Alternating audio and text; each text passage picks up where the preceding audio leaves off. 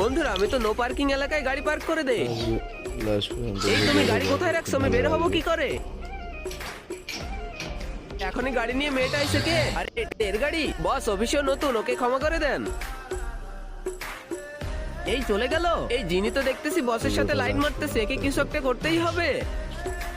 জিনি চুপচাপ এই ফাইলগুলো কমপ্লিট করে দে, না করতে পারলে তোকে কোম্পানি থেকে বের করে দিব। আমি তো বাড়িতে যাব। জিনি চুপচাপ ফাইলটা কমপ্লিট কর। ঠিক আছে আমি এটা নিয়ে যাচ্ছি, বাড়িতে গিয়ে কমপ্লিট করব। আজকের পর থেকে প্রিন্সের পিছু করবি না। এই ফাইলটা কে বানিয়েছে? পুরো খারাপ হয়েছে। বস এটা তো জিনি বানিয়েছে। জিনি তো কোনো কাজই মন দিয়ে করে না, ওকে কোম্পানি থেকে বের করে দেওয়া উচিত। রিয়া তুমি মিথ্যা কথা কম বলো। জিনি তুই যখন থেকে এই কোম্পানিতে আইছিস তখন থেকে শুধু কোম্পানির খারাপই হচ্ছে। আমি তো জানি তুই এই কোম্পানিতে আইছিস শুধুমাত্র প্রিন্সকে পটানোর জন্য। তুই যাই করিস না কেন প্রিন্স তো শুধু আমারই বয়ফ্রেন্ড হবে। তারপরে আমি সিও হয়ে যাবো আর এই কোম্পানি থেকে তোকে বের করে দিব।